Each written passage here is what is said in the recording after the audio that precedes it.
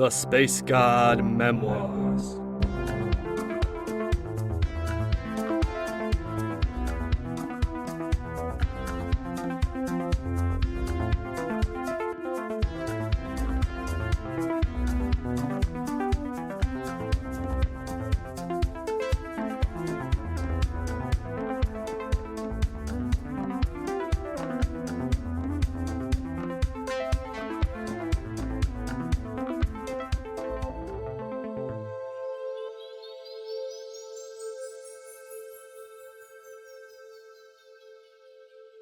Season 3, Episode 8.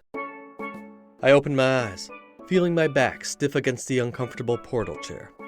I'd been in the local bardo for over an hour, having spent a bit more time with Rayleigh and Burge, flying around and checking out their place. I let out a deep breath, then stood up and stretched my limbs. Walking into the main room of my quarters, I realized I was getting thirsty and poured myself a glass of chocolate-flavored water generated by the sink, which I chugged while standing out on my balcony. Feeling unusually relaxed from my time in the bardo, I nonetheless knew I couldn't just sit here and chill. Today, like all my other days here, I had an itinerary. Soon I'd need to head towards one of the regularly scheduled meditation lessons. Considering the craziness going on, maintaining my routine seemed almost pointless. But I also knew I had to put up an image of normalcy as long as possible. Otherwise, somebody might catch on. I downed the rest of my cocoa-flavored concoction, deciding that today I would walk to the lesson. With holograms in the skies trying to crash into me, I figured the hover disk could use a break. Moments later, I had taken the elevator down to ground floor and was strolling through the city. Along the way to the local shrine, I cut through a wooded park. Grand golden statues of Nayar elders standing between the ethereal trees with their crystalline bark. I strode along the path, my mind reeling with my discoveries, but also trying to piece them all together into something that made sense. Glimmering purple leaves fell from the branches in steady intervals, slowly sailing to land upon the grassy ground below. Other leaves upon the ground would occasionally blink away, giving the impression of a lovely fall day, but never of a messy ground. The hoots and chirps of non-existent animals came from somewhere just out of sight. I strolled past. This pretend naturescape would give me no comfort today. I instead followed a cobble path winding between the trees and over a placid stream, towards a U-shaped stone arch at the end of the park. Beyond that arch, the view opened into a wide square, the images of translucent holographic serpents leaping between high pillars. I stepped into the arch. Then I stopped. But not intentionally. I wanted to take another step, but my foot just wouldn't move, as if I was glued to the flagstone below. I pulled at it, jiggled it, but nothing. Stuck. Something was happening here. The shine of Atra from several places around me. Movement from the archway itself. I ducked fast as a blade thrust from the arch, right where my neck had been. I reached for my twist blade and took it out, not bothering to flick it into a full weapon. Instead, I used its striker feature. A blast of energy shot straight downward, at the tile my foot was on.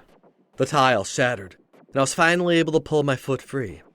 I stepped forward, out of the reach of whatever that scragging archway had in store for me. I paused, tensing as I looked backward.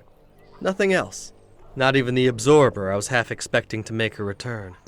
The arch was still, the broken tile below already filling with repair nanites.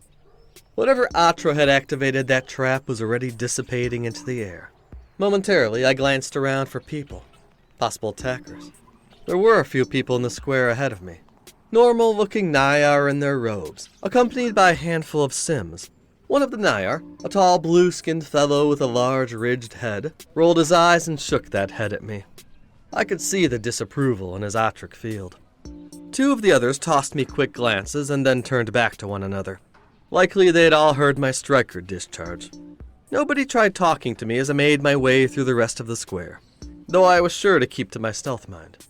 I could see the shrine off to my left, just outside of the square, a red bulb-shaped building with light streaming through its doorway. That's where my lesson was going to be held. As I was about to head towards it, I spotted something from the corner of my eye. The silhouette of a short figure, standing in an alcove between the city square and the park I had just emerged from. partially hidden behind a potted palm. I spun around to face the being, but it was quick, darting down the connecting alleyway. I gave chase. My lessons could wait. My senses lit up as I began my pursuit across the garden-lined streets of Hun'dexal, awash in the off-white light of a simulated afternoon. I sprinted across the streets, hurtling over a short stone wall and onto the first of the garden terraces overlooking the city square. Ahead, I caught the hint of a small shadow darting out of an alcove and down the street, its owner's features indiscernible. I rushed after it. Hurrying my pace, I dashed across the open street and saw the outline of my quarry turning down an alley to my right, dodging between a few stunned onlookers. I was pretty sure my stealth mind wouldn't stop me from being noticed here, running across the road like I was high on Morgarut, but I kept going, ducking into said alleyway, which thankfully was free of debris, pristine as all Nyar locales were. The alley ended some 10 yards away, between the smooth white walls of 3 buildings. For an instant I got sight of it, a short figure, covered in white fur. Then it leapt towards a wall, springing off of it and towards the opposite wall, each jump taking the creature progressively higher. Looked up to see the little furry being pulling themselves onto the rim of the nearby roof, some 30 feet up. Scrag them and their fancy wall jumps. I was still operating under an Atradet. Didn't have the energy to leap after them. I reached to my belt buckle and tossed down the miniaturized hover disc. With a directed thought, it expanded to full size, and I stepped on. Feeling my feet gravitationally linking to the disc, I began to hover upward. A few feet up, I heard a rapid grinding sound. A stony fist emerged from the wall on my left, punching towards me. I accelerated, rising just out of its reach, and narrowly evading another wall segment that shot at me from the right. Whoever was doing this had to have some kind of connection to the base's nanite system. Clever scragball. I coasted upward until the rooftops were just below me, some flat and a few curved, all in the same white stone construction of Hun'dexal's inner world city. My vision darted about, and in seconds I saw them, the silhouette of a sprightly figure, 2 rooftops away. I moved my hover disc towards them, just in time to see the little being bound from one roof to another. Nimble little thing. They landed cleanly on the other side and kept running. I hurried my pace, zooming forward on the disc as my quarry fled on foot, nearly matching my speed. Nearly. I was gaining on them. Soon I was able to see the being's back clearly, a pattern of black spots upon white fur. Was that Suvar? I was distracted by the sight of a robed person on a hover disc, darting towards me. I figured it must be another hologram, like before, but I still reactively swerved, dodging to its side. An identical one shot up from straight below me, a green-skinned fellow with an insanely wide grin. That one I wasn't able to dodge. It phased right through me, just like I guessed it would. I had only lost a few seconds, but looking back at the rooftop, Suvar, or whoever it had been, was gone. Scrag. A brief glance at the monad's ever-present map showed another being in close proximity, about 150 yards away. I zipped towards the location it depicted, the flat roof of a cylindrical silver tower, a few blocks away. There stood Suvar, a short, furry figure leaning against the structure. Wait, no, not Suvar. The fur was orange, puffy. That was his companion, Ninda. The canid girl locked eyes with me, and I immediately felt wobbly. A sense of vertigo was coming up from my gut, accompanied by a weird throbbing in the air in front of me. In Ninda's dark eyes there was now a glow, a sparkle of orange energy that seemed to reach out towards me. The air grew hazy, the entire scene swirling in patterns. Things are not as they seem. The unspoken voice coursed through me like a wave. I tried coasting closer to the tower, towards her, but as I did so, the little dog girl vanished, fading into nothing before my eyes. Moments later, the vertigo began to fade, and I landed atop the tower's flat roof. I took a breather, feeling a dribble of sweat down my brow.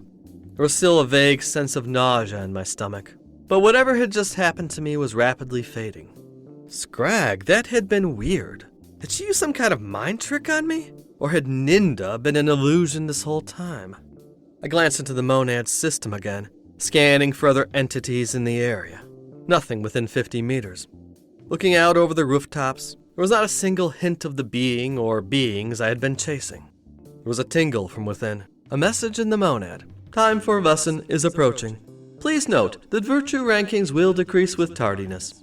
I could even see my ranking in the sub-virtue of discipline crawling gradually downward. Well, whatever weirdness had just occurred there, it seemed to be over. The culprits vanished without a clue. I flew back down to the streets and figured I might as well attend today's lesson. I sat cross-legged upon the cushioned floor of the chamber, blue lights shining dimly from a pyramid-shaped ceiling down upon the small class below. 10 others sat beside me, spread out across the wide meditation room. Standing at the center was a hologram of the teacher, a crimson-skinned, muscular man with a ridged forehead and enormous bull-like horns. I sat there, doing my best to relax as I looked over the rest of the class. Nobody really stood out in the small assembly. Suvar and Ninda definitely were not among those present. Still, my back was tense, my shoulders tight. A portion of my mind was trying to focus on the class that was about to start. Another was still fixated on the events from moments ago, the sudden attack, the chase, and its weird conclusion. What in the green ocean was going on? Suvar and Ninda. Those two just seemed like newly risen initiates, like me. Normal profiles in the monad, non-suspicious activity, just going about their business in the city. I wondered if they were the baddies, forced to reveal themselves after their attempt to trap me had failed, or if there was something more to it, like they had wanted me to find them. Well, nothing I was going to do about it just then. I shook the thoughts from my mind, focusing on the moment, the lesson. There was a blip from the monad, informing us all that the teacher was about to begin. Galbrin Bazregal displayed the name above his head, along with a label identifying him as a holographic recording of a real person, not a sim. Today's lesson is, once more, upon the virtues, spoke the tutor, his voice deep and heavy. The Nayar virtues are not mere morality. The virtues, while conducive to a well-functioning society of cooperation and mutual benefit, are not designed for such. Neither are they intended to uphold any religious or traditional values. The teacher flourished an arm, and the wall behind him lit up with a visual depiction of the virtues as spheres with intersecting orbits, linked by various lines. He continued, Rather, the virtues are science, designed specifically to build up one's emotional body, the energetic body that both produces and channels the atra. Over eons of study, our philosophers have determined that the practice of certain behaviors will have the effect of cleansing the impurities from one's subtler bodies and allowing the atra to flow more freely between the energy centers. With the raising of your virtues, your aura, your energy field, will also grow larger, more abundant, along with your atric quotient. The graphic of the virtues was replaced by a 3-dimensional outline of a body that glowed with radiant light, a bubble around it expanding with each little particle that poured into it. What is the ultimate goal of this? Can any of you answer this for me? The teacher gestured towards the students, raising a thick eyebrow. I wasn't ready with an answer. I had barely time to contemplate half of this Nayar philosophical stuff. Being in stealth mind most of the time had a tendency to numb the thoughts. A light blinked on above another student's head, a thin being with a crystalline glitter upon their creamy skin. The goal of Nayar existence is the pursuit of transcendence, they said in a soft voice. Indeed, transcendence, affirmed the teacher with a nod. Just as you, at one point, rose above your sleeping farm world reality and entered into the Nayar harmonium, you must one day rise beyond even this existence. As your atra levels grow higher and higher, and your rank within the Nayar increases, your consciousness will also expand.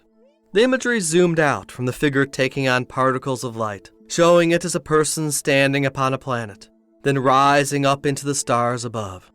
It will grow beyond your physical body, as in many ways it already has. It will extend into other bodies, into the land around you, into the objects of your environment, and even the psyches of others. The eldest among the Nayar are capable of extending their awareness across entire nations, worlds, even possessing multiple bodies simultaneously. with time and effort, as you expand your awareness more and more, refining your consciousness through right living and right thinking, you will eventually transcend the limits of physicality altogether and ascend beyond our universe into the great light of true existence. Behind the teacher, the projection showed a vivid image of the lone figure surrounded by light, ever growing in the midst of a grand starry scene, their energetic field zipping across the cosmos.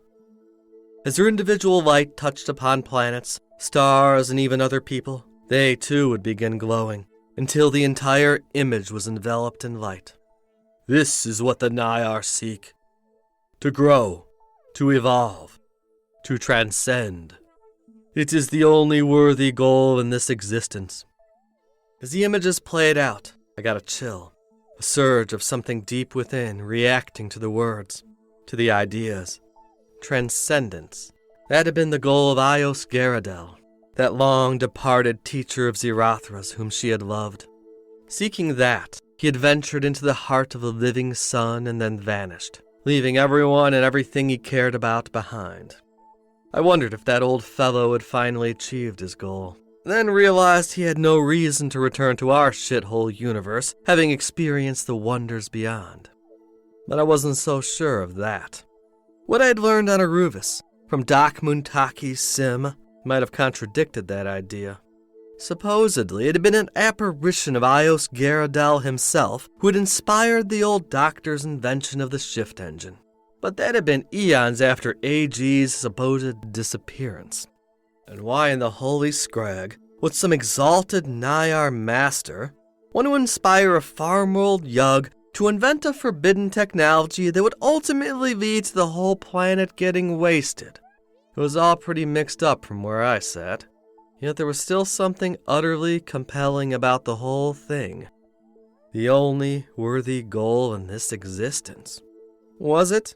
I wonder too what the Veyer thought of all that, how it all might relate to Koronval the Annihilator, and all the craziness going on this very planetoid. Why did a society founded on such exalted ideals still require someone like me to sneak around and investigate crimes? The starry image vanished, replaced once more by that visual depiction of the virtues. The teacher again looked out over the seated students. Today, you will receive further instruction on one of the virtues. As initiates, you have been studying the 3 pillars of Nayar virtue: bravery, compassion, reason. Today, I bring you another. The imagery zoomed in on the space between 2 of the virtue's spheres. Where reason and compassion meet is found the virtue of detachment, continued the teacher, of observing your surroundings with a cynical yet caring eye, of becoming neutral, removing yourself from your surroundings, so that you can better observe what is. In the great quest of transcendence, detachment is key. Ultimately, you must detach from your limited identity, your connection to a single body or a single pattern of thoughts. Detach from limitation and gain infinity. All of you have been assigned this lesson because your path requires the mastery of detachment. Yup, and I knew it. The whole Scraggin experience here had been about detachment. The virtue of detachment is key to Nayar existence. To truly master your environment, you must rise above it, observe it, neutrally, unimpeded by your connection to it. To truly master yourself, you must step beyond your egoic mind, observing your emotions, your thoughts, your sense of identity. Then, you may realize that you are not those thoughts, not those emotions, not even your name or your past. The poet-philosopher Cavalli, disciple of Meyrant the Warcaster, had a mantra he would repeat every day. In your mind are notions, like waves in an ocean.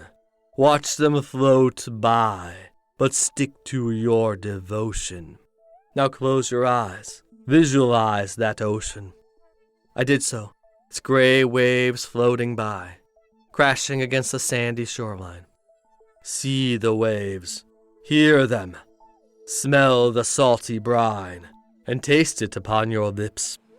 The waves came and went, one cresting just as another fell, vanishing again into the endless sea.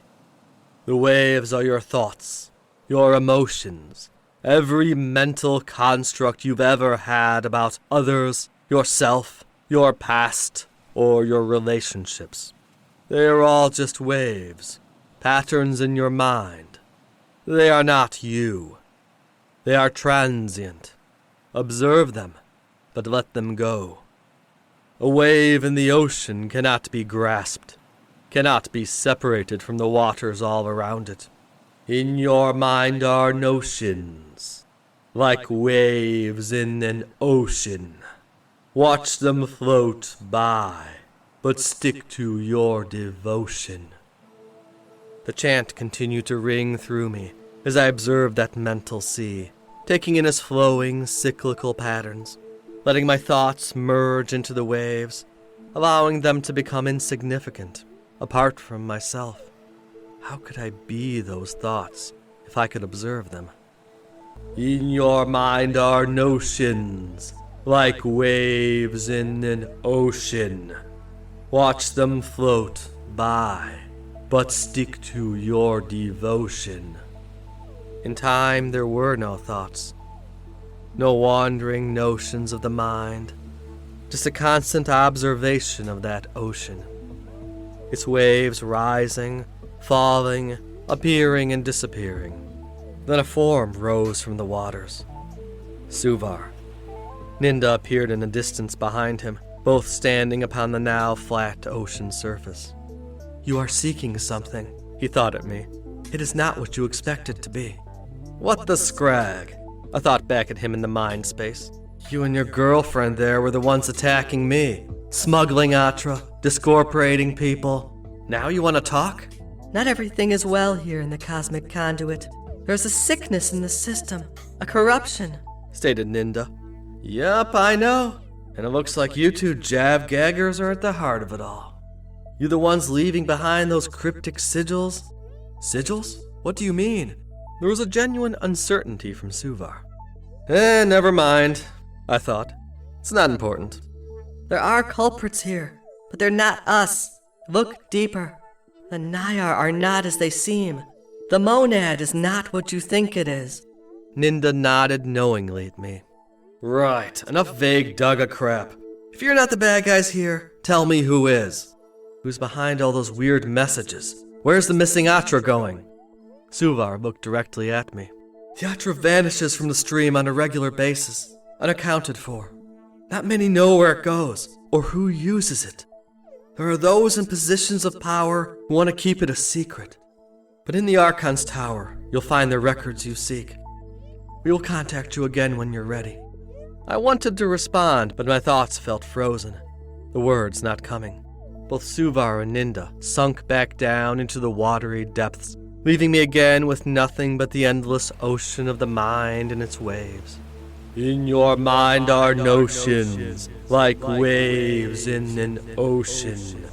Watch them float by, but stick to your devotion.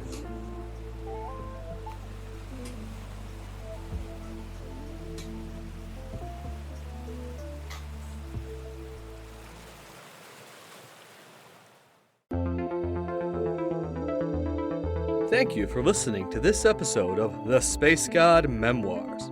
Space God is written, performed, and produced by A.M. Arctos. Original musical score by Alpha Colors. Various sound effects created by Industrial Strength Records Incorporated. Please support this podcast by following, rating, and sharing on your favorite social media site. For further info on Space God, its creator, and various other opinions, musings, and thoughts, go to www.spacegodmemoirs.com or follow me on Instagram, Twitter, or Facebook. If you enjoyed the Space God Memoirs, please consider supporting us by becoming a patron. Check out the Patreon link in our description to learn more.